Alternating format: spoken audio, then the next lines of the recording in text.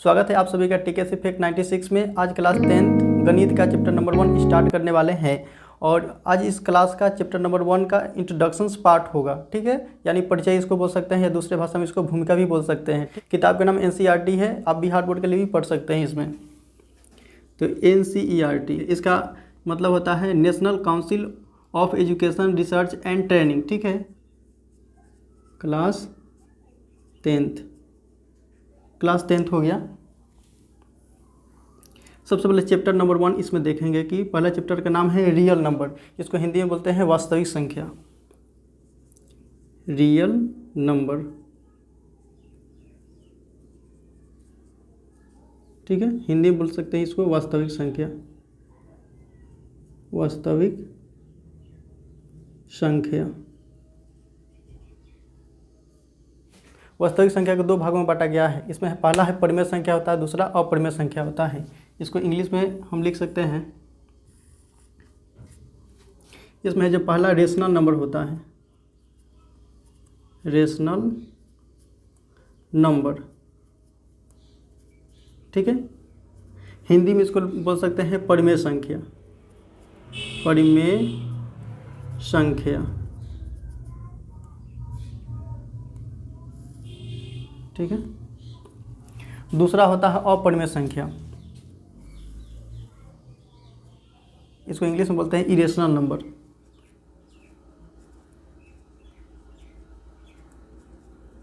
Irrational number,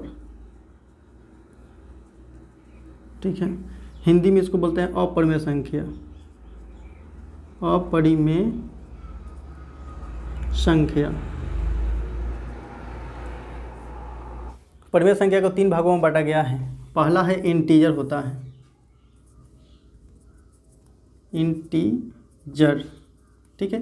Hindi में इसको बोलते हैं पूर्णांक।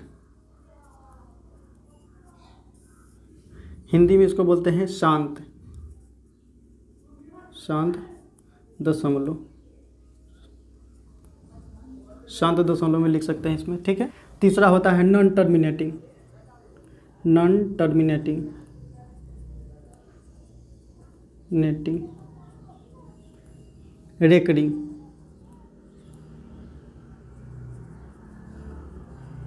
ठीक है। इसको बोल सकते हैं अशांत, अशांत दशमलव, अशांत दशमलव, या हम इसको बोल सकते हैं अनवसानी आवर्ती, अनवसानी आवर्ती, अनवसानी आवर्ती बोल सकते हैं, ठीक है। पूर्णांक को 2 भागों में बांटा गया है। अब यहाँ पर है ऋणात्मक पूर्णांक, ऋणात्मक पूर्णांक, ऋणात्मक पूर्णांक होता है, ठीक है। जैसे यहाँ पर लिखेंगे, जैसे कि -5, -6, -4, -2, ठीक है, कुछ भी लिख सकते हैं। इसके बाद होता है होल नंबर, होल नंबर, ठीक है। इसको W से सूचित करते हैं होल नंबर को, ठीक है। अच्छा, इसके बाद यहाँ पे देखिए रेशनल नंबर को है P से सूचित करते हैं, ठीक है। और अपरिमेय संख्या को, इरेशनल नंबर को A से सूचित करते हैं। इंटीजर को Z से सूचित करते हैं, ठीक है। यानी सबका है अलग अलग है, ठीक है। अब होल नंबर है, होल नंबर को हिंदी में बोल सकते हैं पूर्ण संख्या, पूर्ण संख्या हिंदी में होता है इसका नाम, ठीक है। अब इसको भी 2 भागों में बांटा गया है। पूर्ण संख्या 0 से शुरू होते हैं, 0 से शुरू होते हैं, ठीक है। जैसे कि 0, 1, 2, 3 ऐसे ऐसे जाएगा, ठीक है। उसका होता है दूसरा नेचुरल नंबर होता है, नेचुरल नंबर, ठीक है। नेचुरल नंबर को n से डिनोट करते हैं, ठीक है। और नेचुरल नंबर जैसे को होगा यहाँ पे, जैसे नेचुरल नंबर को हम 1 2 3 4 5 6 गिनती के अंक को नेचुरल नंबर कहा जाता है, यानी प्राकृतिक संख्या कहा जाता है। हिंदी में इसको बोल सकते हैं प्राकृतिक संख्या, इसको बोलते हैं प्राकृत संख्या। हिंदी में इसको प्राकृत संख्या बोला जाता है। तो चलिए एक एक करके पूरे बारे में देखेंगे कि कौन क्या है, इसका मतलब होता है, और इसमें वीडियो स्किप करके उसमें लिखेंगे, उसके बाद बताएंगे, ठीक है, नहीं तो वीडियो बहुत ही लंबा हो जाएगा। पहले यहाँ पर है रियल नंबर, वास्तविक संख्या है। वास्तविक संख्या आगे तो पढ़ा चुके हैं। और यहाँ पर सबसे पहले यहाँ पर देखिए परिमेय संख्या है। वह संख्या जिसे P/Q के रूप में लिख सकते हैं उसे परिमेय संख्या कहते हैं, ठीक है। और जहाँ P और Q, यहाँ पर P और Q क्या है, पूर्णांक है, ठीक है। पूर्णांक आगे देखेंगे उसमें कि पूर्णांक का मतलब क्या होता है। जहाँ P और Q पूर्णांक है और Q नॉट इक्वल टू 0, मतलब 0 के बराबर नहीं होगा। ऊपर वाला को अंश बोला जाता है, नीचे वाला को हर बोला जाता है, ठीक है। अगर हर का मान 0 हो जाएगा तो अनंत मान हो जाएगा उसका। एक परिमेय संख्या का दशमलव प्रसार या तो शांत होता है या अशांत अनवसानी आवर्ती होता है। इसमें एग्जाम्पल से समझेंगे। एग्जाम्पल यहाँ पर देखिए, एक अपरिमेय संख्या का दशमलव प्रसार या तो शांत होता है या अशांत होता है। देखिए सबसे पहले शांत यहाँ पर देखिए P/Q के रूप में, सबसे पहले यहाँ पर देखेंगे कि P/Q के रूप में लिख सकते हैं। 5/6 हो गया, 4/3, 2/7, ये परिमेय संख्या है क्योंकि बट्टा के रूप में है। ऊपर वाला को अंश बोला जाता है, ऊपर वाला को अंश, नीचे वाला को हर बोला जाता है, ठीक है। ऊपर वाला को अंश, नीचे वाला को हर बोला जाता है यहाँ पर। उसके बाद यहाँ पर है एक परिमेय संख्या होगा, दशमलव प्रसार या तो शांत होगा। कोई पॉइंट के बाद में यहाँ पर रुक गया पॉइंट, जैसे कि मान लीजिए कि यहाँ पर 5 में हम 2 से भाग करेंगे तो 2 दूना 4 और 1 आएगा। फिर यहाँ पर पॉइंट लेकर के यहाँ पर 0 बिठाएंगे, फिर क्या होगा, 2 पच्चे 10, यहाँ पर पॉइंट है 2 पच्चे 10। अब देखिए ये जो दशमलव का मान आया है इसी के बाद यहाँ पर हो रहा है, जैसे कि मान लीजिए कि 2.5 है तो क्या है, शांत दशमलव है। उसके बाद में 3.333 ऐसे से जाएगा, अशांत हो गया। दूसरा एग्जांपल लेंगे, यहाँ पर देखिए 965, फिर 965, फिर 965, ऐसे ही जा रहा है हमेशा। 3 अंक है जो हमेशा रिपीट कर रहा है यहाँ पर देखिए। फिर यहाँ पर आ जाएगा 965, ठीक है। तो इसको रोकने का तरीका यहाँ पर है 7.1965, ठीक है। इसमें रेखनी ऊपर लगा देंगे तो यह रुक गया। 22/7 है, ठीक है। ये परिमेय संख्या है। अब देखिए यहाँ पर अपरिमेय संख्या किसे कहा जाता है। अपरिमेय संख्या इंग्लिश में इसको बोला जाता है इरेशनल नंबर। अपरिमेय संख्या इसको डिनोट किया जाता है ए से। वह संख्या जिसे P/Q के रूप में नहीं लिख सकते हैं, जहाँ P और Q पूर्णांक है तथा Q नॉट इक्वल टू 0 है, यानी Q 0 नहीं होगा। अगर 0 हो जाएगा तो मान क्या होगा, अनंत हो जाएगा। इसके बाद यहाँ पर लिखा हुआ है एक अपरिमेय संख्या को दशमलव प्रसार अशांत अनवसानी अनावर्ती होती है। अनवसानी अनावर्ती का मतलब क्या होता है, वो रुक नहीं सकता, उसका दशमलव प्रसार है जो नहीं रुके। जैसे कि यहाँ पे एग्जांपल से समझिए,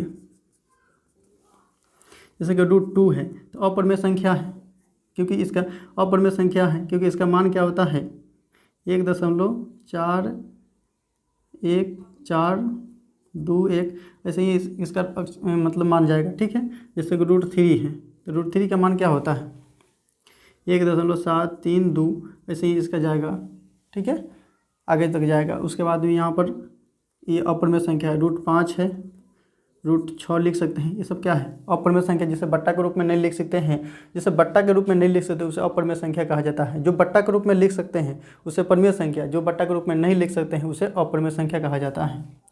पाई क्या है, अपरिमेय संख्या है। पाई का मान क्या होता है 3 पॉइंट, ठीक है। अब इसका और भी ऐसे ही मान आएगा, ठीक है। तो अपरिमेय संख्या होता है अगर रूट में आ जाए, चाहे दूसरा अगर दूसरा मान यहाँ पर देख सकते हैं अपरिमेय संख्या का, यहाँ पर लिखा हुआ है। देखिए कोई इसमें रिपीट नहीं कर रहा, अगर रिपीट कर दे तो क्या हो जाएगा परिमेय संख्या। रिपीट नहीं कर दे, दशमलव के बाद अगर अंक रिपीट कर ले तो क्या हो जाएगा परिमेय संख्या।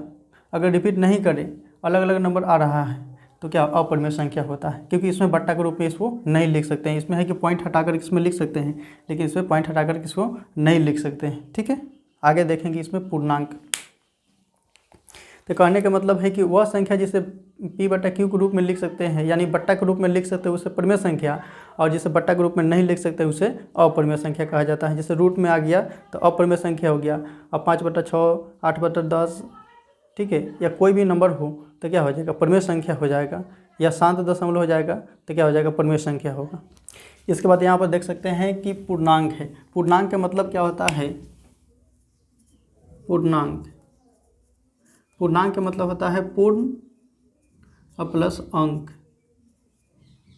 पूर्ण प्लस अंक मतलब क्या होता है, इसका पूरा अंक होता है। इसका मतलब होता है पूरा अंक, पूरा अंक। एग्जाम्पल से इसको समझेंगे,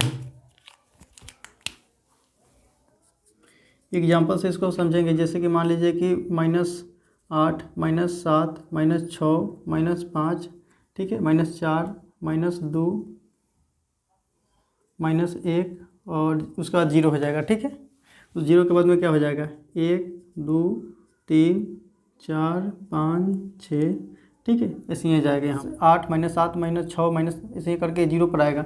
0 के बाद यहाँ पर बढ़ने लगेगा। आप देखिए, बढ़ तो पहले से ही रहा है, लेकिन यहाँ पे भी बढ़ने लगेगा। यहाँ पर ऋणात्मक हो गया तो ये क्या हो गया, ऋणात्मक। ठीक है, और यहाँ पर इसको शून्य, और यह प्राकृतिक संख्या, इसको धनात्मक बोल सकते हैं। इसको धनात्मक